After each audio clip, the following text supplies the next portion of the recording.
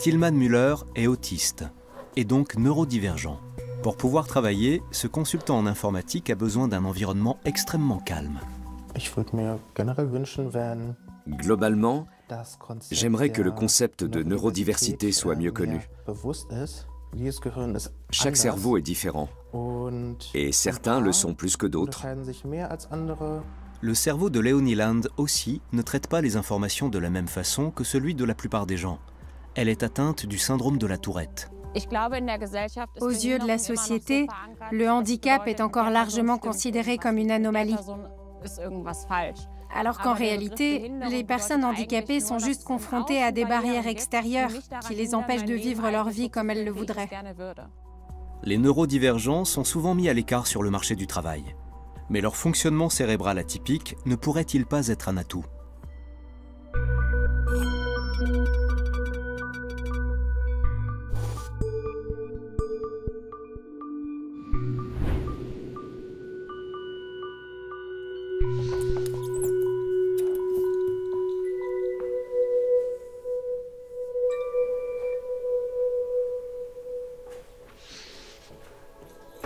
Léonie Land est atteinte du syndrome de la Tourette.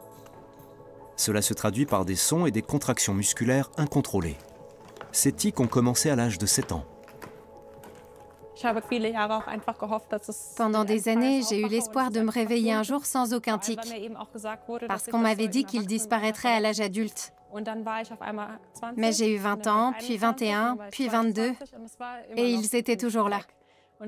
Alors j'ai fini par me dire que je ne m'en débarrasserai jamais. Ça se traite, mais ça ne se guérit pas. À Coblence, la jeune femme de 23 ans suit une formation d'éducatrice spécialisée. 3 jours par semaine, elle s'occupe de personnes déficientes mentales dans un foyer de l'association Caritas. Verena, une des résidentes, lui a demandé de lui faire les ongles. Verena ?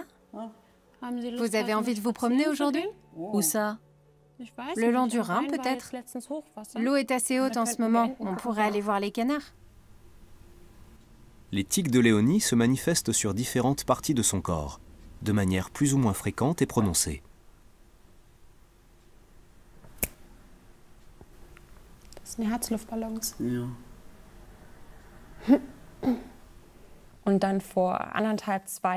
Il y a environ 2 ans, j'ai fait un doigt d'honneur pour la première fois.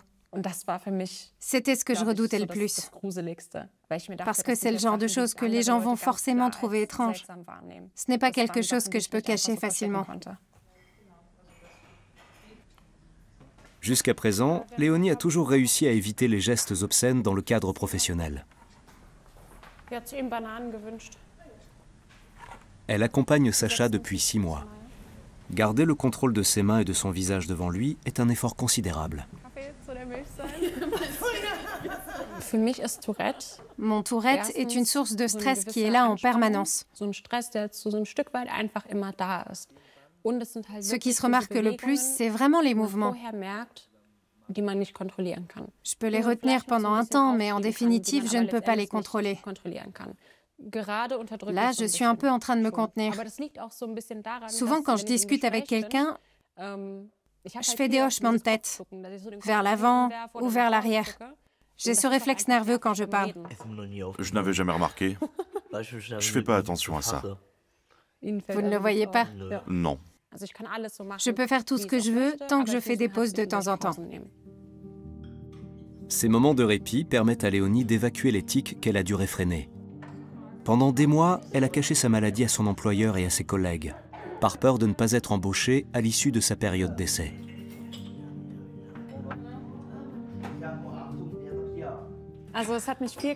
Ça m'a beaucoup coûté de le dire ouvertement sur mon lieu de travail. Il m'a vraiment fallu du temps parce que j'avais peur que les gens pensent que mon handicap m'empêcherait de faire correctement mon boulot. Je redoutais beaucoup les préjugés. C'est pour ça que je n'ai rien dit pendant longtemps. J'imagine ce que ça a dû être pour Léonie de garder ce secret pendant tout ce temps et de se demander sans arrêt, est-ce qu'ils vont remarquer quelque chose? Peut-être qu'ils me trouvent bizarre.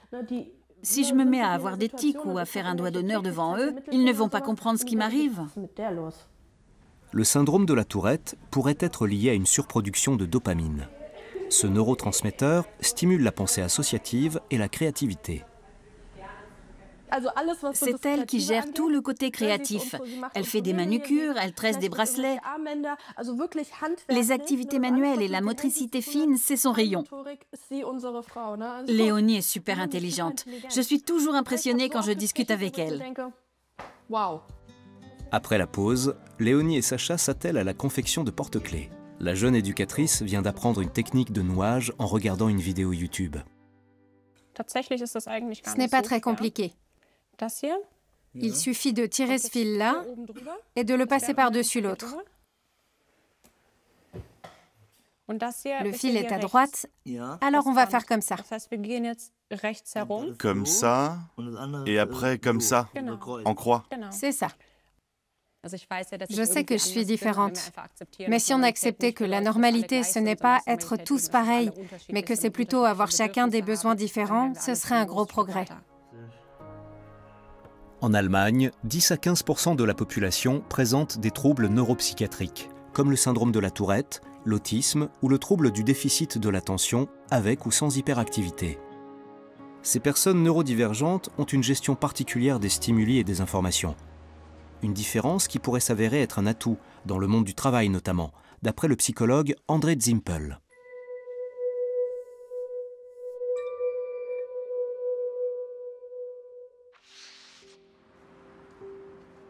André Zimpel est le fondateur et le directeur du Centre de recherche en neurodiversité d'Hambourg. Il étudie la complexité du système nerveux humain. Étant synesthète, il appartient lui-même à la catégorie des neuroatypiques. Son objectif est de changer le regard porté sur ces personnes encore largement perçues comme déficientes.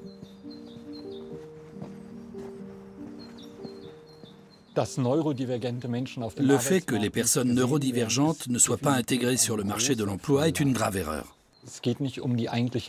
Le problème, ce n'est pas la performance, c'est le contexte social qui génère du stress et qui crée souvent des difficultés. Si la société faisait un pas vers eux, les neuroatypiques auraient la possibilité de s'épanouir comme les autres, car on arrêterait de leur prendre de l'énergie en leur imposant des obstacles inutiles. Chaque année, plus d'une centaine d'enfants et d'adultes neuroatypiques consultent le chercheur. Les gens qui viennent me voir essayent de se conformer à des normes. Mais ils se rendent compte que ça génère tellement de stress chez eux qu'ils n'arrivent plus à évoluer. André Zimpel s'apprête à recevoir son prochain patient. Tom, un jeune homme de 22 ans, atteint d'autisme et de déficience visuelle. Afin de l'aider à déterminer ses points forts, le psychologue et son équipe réalisent une série de tests visant à évaluer sa capacité d'attention. Dis-moi quand c'est bon. Je suis prêt. Tout est clair? Oui. À vos marques, prêts, partez. Mardi, jeudi, mardi, jeudi, mardi, jeudi, mardi, jeudi, mardi, jeudi, mardi, jeudi, mardi, jeudi. Il exécute plus facilement les tâches dans des conditions difficiles que dans le silence. Pour arriver à un résultat que je juge satisfaisant, je dois anticiper mentalement les actions que je vais effectuer. Par exemple, si je veux déplacer ces palets, soit je verbalise intérieurement ce que je vais faire, soit je me le représente par des images. Pour cela, il faut avoir une pensée visuelle. C'est une caractéristique que je partage avec Tom. Je suis capable de résoudre le problème tout en parlant à haute voix parce que je le perçois sous forme d'image. Je n'ai pas besoin de me parler intérieurement. Les autres ont besoin d'indications verbales. Dans leur tête, ils se disent « le blanc va là, le orange va là, et maintenant je vais mettre le blanc sur le orange ». Mais s'ils disent « mardi, jeudi », ils sont incapables de faire l'exercice, parce qu'ils ne peuvent plus utiliser la parole pour penser. Je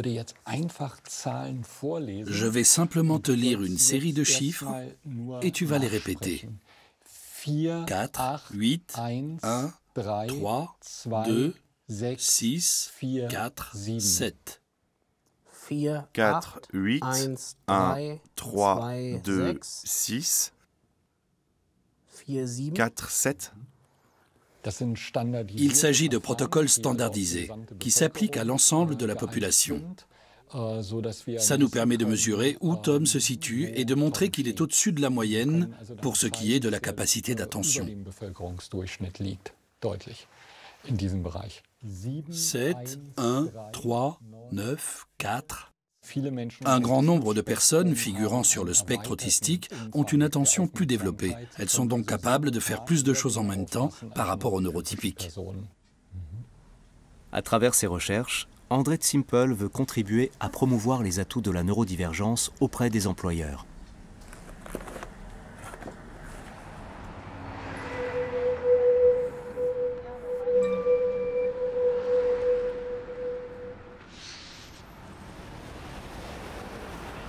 Tilman Müller est autiste lui aussi. Ce consultant en informatique de 32 ans travaille 35 heures par semaine, la plupart du temps depuis son domicile. Il est primordial pour lui de rester au calme, car les personnes autistes sont souvent très sensibles au bruit. Mais il doit tout de même se rendre au bureau une fois par mois.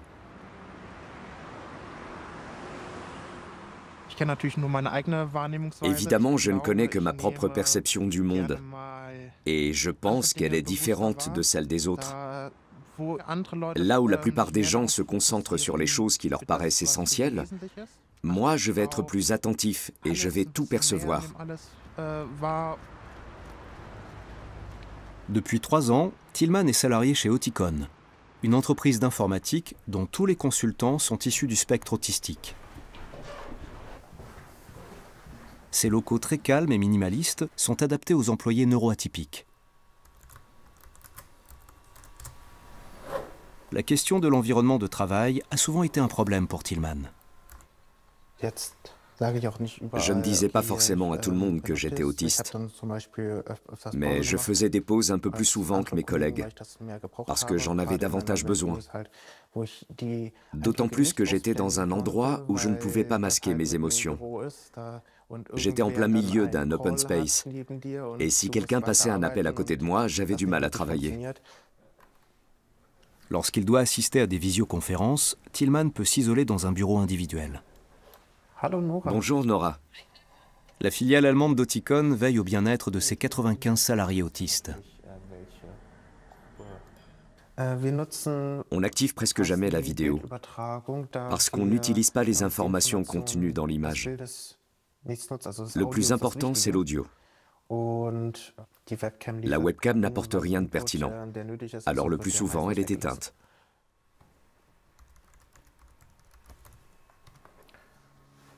Ça vous convient ?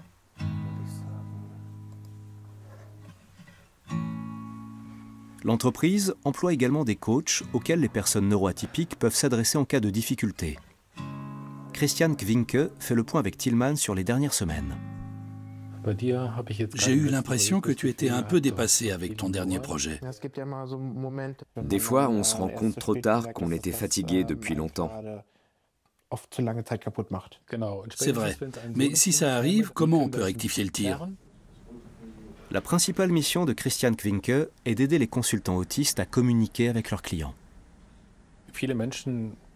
Beaucoup de gens ne sont pas très à l'aise face à l'autisme. Ils ne savent pas comment se comporter avec nos collaborateurs et les échanges ne sont pas naturels. Notre objectif est de détendre tout ça. Oui, nos consultants sont un peu différents, ils perçoivent les choses et fonctionnent autrement, mais on peut quand même travailler avec eux normalement. C'est ça. Pour être honnête, même si on parle de spectre autistique, nos salariés sont relativement proches du spectre normal, car nous sommes des prestataires de services. Nos employés doivent disposer d'une capacité de communication qui leur permet d'échanger, et ils doivent aussi avoir la volonté de le faire. C'est pour ça qu'on exige un certain niveau de compétences sociales.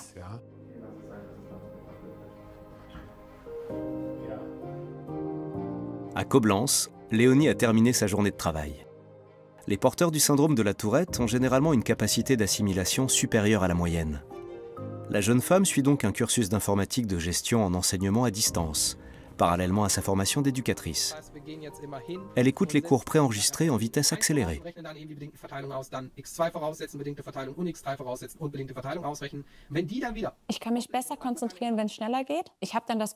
Je suis plus concentrée comme ça. Si c'est trop lent, j'ai l'impression que mon cerveau a trop de temps pour partir dans tous les sens et penser à autre chose. Quand ça va vite, je suis vraiment dedans. En plus de son travail et de ses études, Léonie est bénévole pour l'association allemande du syndrome de la Tourette, elle apprend l'espagnol et joue de la guitare. Beaucoup de gens me disent que j'en fais trop et que je devrais laisser tomber certaines activités, sinon je vais finir par faire un burn-out. Mais en réalité, c'est ça qui me permet de maintenir un équilibre.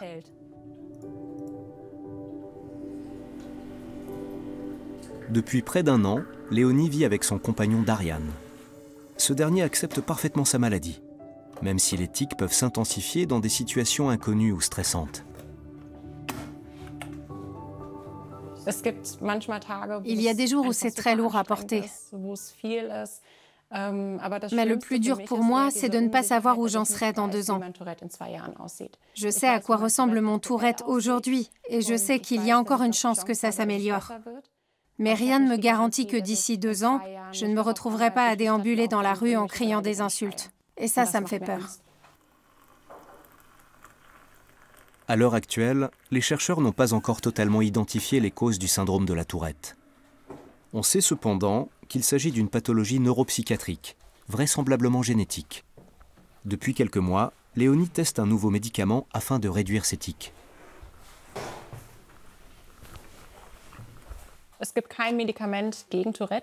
Il n'y a pas de traitement contre la Tourette, mais il y a des médicaments qui agissent sur les tics pour les atténuer.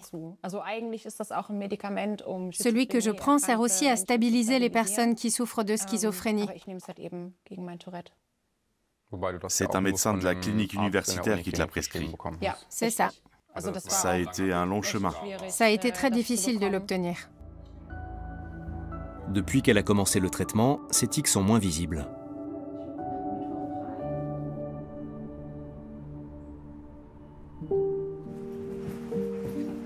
La plupart des neurodivergents passent inaperçus dans la vie de tous les jours. André Zimpel, par exemple, est synesthète. Cela signifie qu'il associe les lettres et les chiffres à des couleurs, ou encore les mélodies à des saveurs.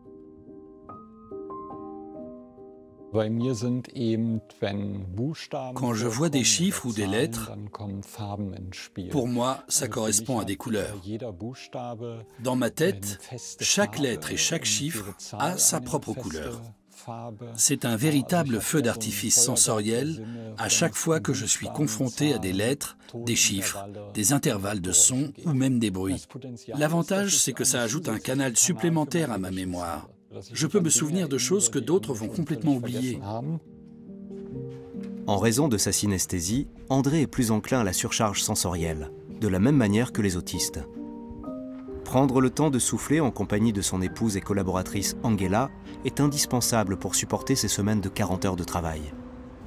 Sa neurodivergence l'a longtemps tenu à l'écart des autres. Enfant, je me suis souvent senti seul et incompris parce que je ne pouvais pas partager mes pensées avec les autres. En mathématiques, par exemple, je résolvais les équations différemment parce que j'arrivais à mieux visualiser le résultat avec des couleurs. Dans ces moments-là, j'avais l'impression que personne ne me comprenait. André a donc gardé pour lui sa perception du monde pendant des années, en acceptant que cela fasse partie de son identité. Ce n'est qu'à l'âge de 40 ans qu'il a fini par se confier à sa femme, après avoir lu un article sur la synesthésie. J'ai dû réorganiser beaucoup de choses, mais ça me convenait mieux. J'étais heureuse qu'il réussisse à mieux se comprendre lui-même, à mieux comprendre son passé et à mieux expliquer ce qu'il ressentait. C'était comme si j'avais assemblé les pièces d'un puzzle, mais que j'avais la sensation qu'elles n'étaient pas tout à fait à leur place. Et c'est un sentiment très agréable quand on a l'impression que les pièces du puzzle se remettent d'elles-mêmes dans la bonne position. L'ambition d'André Zimpel est de donner aux personnes neuroatypiques la chance de développer pleinement leur potentiel. Léonie a des tics depuis l'enfance, mais son diagnostic a été officiellement posé il y a à peine un an. Cette étape était obligatoire pour tester des médicaments. Je n'avais pas peur du diagnostic en tant que tel, mais plutôt de ce qu'il impliquait. Je n'avais pas envie d'entendre que ma maladie était incurable et que je l'aurais toute ma vie. J'avais peur de l'admettre et je n'étais pas prête. On a bien 5 chaises. Léonie a invité des amis à jouer aux cartes. Comme elle, Lorenz souffre de tics. Leur particularité est un sujet de discussion récurrent. En tant qu'adulte, tu as déjà été confronté à de l'hostilité ou à des situations désagréables? Une fois, j'étais dans le train et les gens qui étaient dans mon compartiment sont partis. Je dois dire que c'était assez calme et que je faisais pas mal de bruit. Ils m'ont juste regardé et ils se sont levés. À cette époque, j'avais beaucoup de tics vocaux. Je me raclais la gorge, je claquais des doigts et je faisais beaucoup de...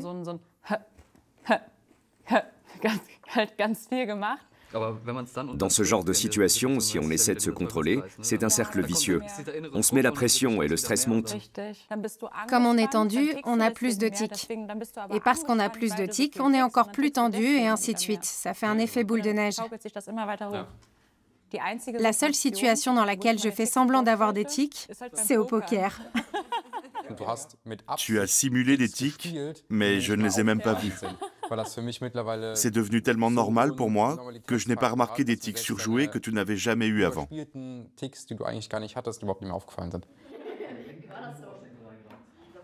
Je pense que je pourrais laisser mes tics s'exprimer, mais ma tête m'en empêche constamment. Au fil des années, j'ai tellement intériorisé le fait que les gens ne devaient pas les voir et que c'était quelque chose de mal que je n'arrive toujours pas à lâcher prise. J'ai encore du chemin à faire.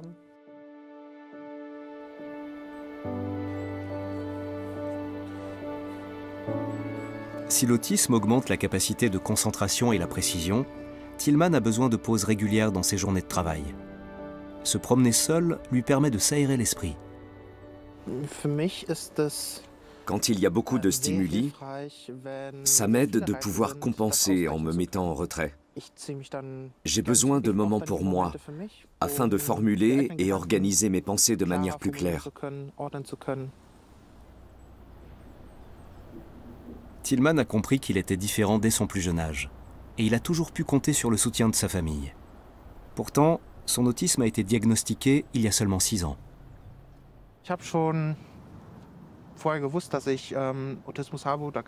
Je savais déjà que j'étais autiste, ou du moins je m'en doutais. Mais je ne voyais pas la nécessité d'avoir une attestation écrite. Le plus important, c'est qu'aujourd'hui, je peux m'appuyer sur ce diagnostic si j'en ai besoin. Ma vie ne tourne pas autour de ça. Au contraire, j'en parle assez rarement. Mais j'ai ce document au cas où il serait pertinent de le montrer. Après avoir révélé son handicap à son ancien employeur, Tillman a tout de même été contraint de continuer à travailler en open space et a fini par quitter l'entreprise. À présent, le jeune homme est plus conscient de ses limites. J'ai appris à vivre avec les obstacles. Mais c'est toujours difficile pour moi parce que le monde dans lequel on vit n'est pas vraiment fait pour les personnes neuroatypiques. De retour au bureau, Tillman a rendez-vous en visio avec une de ses clientes de la banque BNP Paribas.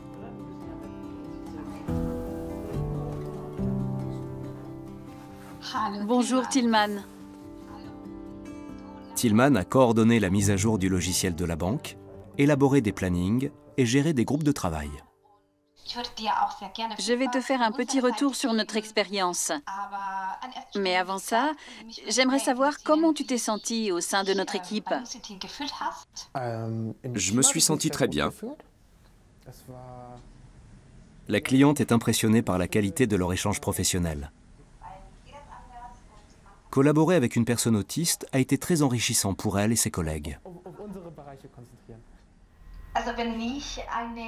Si je devais citer une des difficultés qu'on a rencontrées, ce serait par rapport à la précision des informations et de la documentation. Dans notre équipe, personne n'est capable de fournir le même niveau de précision que Tillmann. Il a un vrai talent pour ça. Alors au début, on ne répondait pas tout à fait à ses attentes sur ce point. Mais on peut dire qu'on s'est amélioré. Sans plus attendre, Tillmann se rend à sa prochaine réunion. Il doit exposer le bilan de son dernier projet. C'est une présentation à sens unique. Je n'ai que peu d'interaction avec les gens et je me suis préparé. Alors j'ai davantage de contrôle sur la situation. Bonjour. Mais cette sécurité peut complètement basculer. Ça devient très compliqué pour moi si je dois mener la discussion plutôt que présenter. Et si les choses ne sont plus entre mes mains, mais qu'elles dépendent de ce que les autres font. Bien que les autistes aient souvent une intelligence supérieure à la moyenne, il n'est pas rare en Allemagne qu'ils soient sans emploi ou qu'ils occupent des postes pour lesquels ils sont surqualifiés. Oticon a été créé pour ces gens qui sont bien formés, mais qui ne sont pas acceptés et qui ont moins de chances d'être embauchés à cause de leur comportement atypique. On défend aussi l'idée que les systèmes de pensée des personnes autistes et des personnes non autistes peuvent parfaitement se compléter. À travers le monde, l'entreprise compte 440 salariés autistes offrant leurs services de consultants à des entreprises comme Siemens, BMW ou encore Airbus. Ce soir, un tout autre défi attend Tillmann. Il va se produire lors d'une scène ouverte de poésie.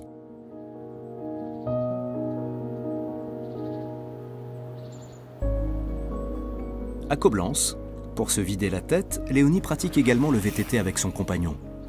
Et ce, quelle que soit la saison.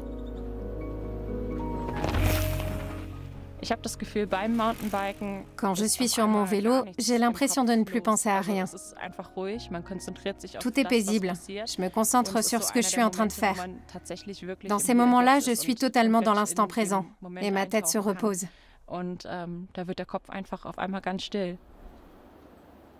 Léonie va terminer sa formation d'éducatrice spécialisée dans quelques mois.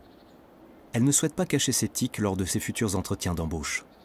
Au lieu de dire que je souffre du syndrome de la Tourette, je préfère dire que je vis avec. Forcément, il y a des situations dans lesquelles ça me pèse, mais au bout du compte, mon Tourette fait partie de ma vie.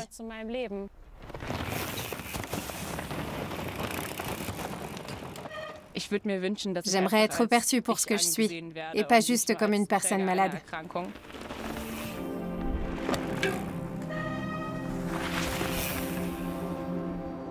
À Berlin, Tillmann se rend dans le quartier de Kreuzberg pour une soirée slam, un concours de poésie lors duquel des orateurs déclament leurs propres textes devant un public.